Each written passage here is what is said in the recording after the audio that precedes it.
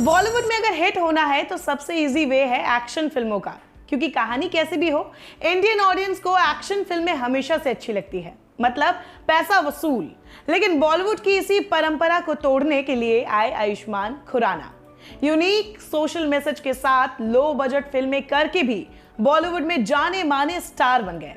आयुष्मान खुराना की खासियत ही यह है कि उन्होंने हमेशा उन टैबू सब्जेक्ट्स को उठाया जिसका जिक्र भी सोसाइटी में करना बड़ी बात है। विकी डोनर के जरिए स्पर्म डोनेशन पर सोसाइटी का नजरिया बदलना हो, आर्टिकल 15 के जरिए ब्राह्मणवाद पर प्रहार करना हो, शुभ मंगल ज्यादा सावधान के जरिए LGBTQ कम्युनिटी पर सोशल मैसेज देना हो, या फिर बाला अंधाधुन जैसी फिल्में करके ऑडियंस को हंसाना हो, बाकी रिस्क लेना तो आयुष्मान से सीखे। आज बॉलीवुड के वर्सटाइल एक्टर आयुष्मान खुराना अपना 37th बर्थडे मना रहे हैं और इस मौके पर लोग उनकी फिल्मों, उनके करियर की बातें कर रहे हैं। लेकिन क्या आपको पता है, आज सुपर हिट फिल्में देने वाले आयुष्मान ने फिल्मी दुनिया में एंट्री से पहले रोडीज सीजन 2 जीता था और ऑडिशन के दौरान उनको जज के पैनल में मौजूद रघुराम ने काइंड ऑफ फर्जी बताया था। हेलो, मैं हूं अनुश्री, आप देख रहे हैं डेली बज इंडिया। जिस समय आयुष्मान रोडीज सीजन 2 ऑडिशन से गुजर रहे थे, उस समय रघुराम जजों के पैनल में थे और वो आयुष्मान से खुश नहीं थे। उस समय आयुष्मान ने जजों से कहा, दोस्त बनाना सिर्फ मेरी खासियत नहीं है बल्कि मेरा पेशा भी है। वेल, रघु ने इस जवाब पर कहा, आपका पुट ऑन चार्म, आपकी मुस्कान, आपका बात करने का तरीका ये आपकी पहचान नहीं है। आप आयुष्मान नहीं है, आप किसे बेवकूफ बनाने की कोशिश कर रहे हैं। इस बात पर आयुष्मान मुस्कुराए और कहा, मैं सच में ऐसा ही हूं, मुझे पता है कि मैं कैसा हूं। बॉलीवुड स्टार ने ऑडिशन के अपने सफर को शेयर करते हुए बताया था, come back to my Roadies audition, मैं हमेशा एक एक्टर बनना चाहता था और अपने पिता के सजेशन को मानते हुए मैंने सोचा कि शायद ये शो मेरे मंजिल तक करीब ले जाएगा। मैं ऑडिशन देने के लिए काफी डरा हुआ था। प्रेजेंटेबल दिखने की मेरी कोशिश उन 6 फुट स्मार्ट लोगों के सामने काफी बेकार लग रही थी।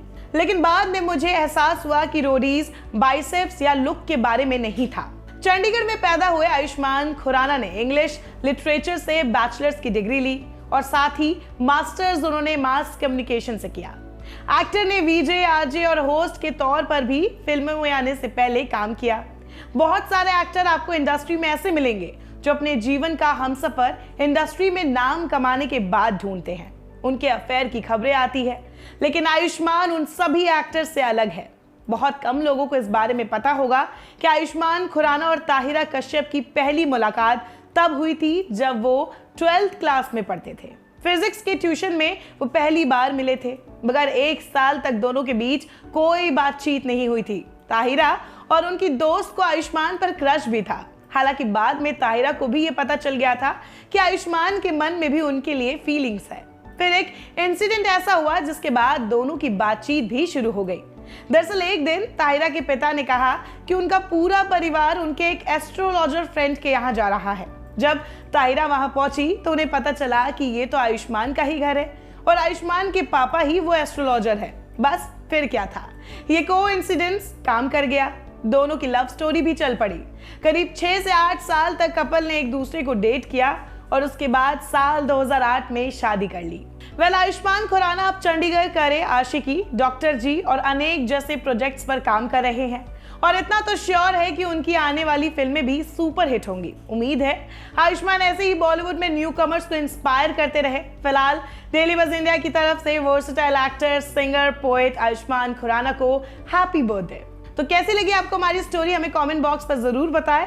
लेकिन उससे पहले अगर आपने हमारे चैनल को सब्सक्राइब नहीं किया है तो जल्दी से सब्सक्राइब करें, साथ ही डेली बज इंडिया की सारी नोटिफिकेशंस के लिए बेल आइकन बटन को भी दबाएं।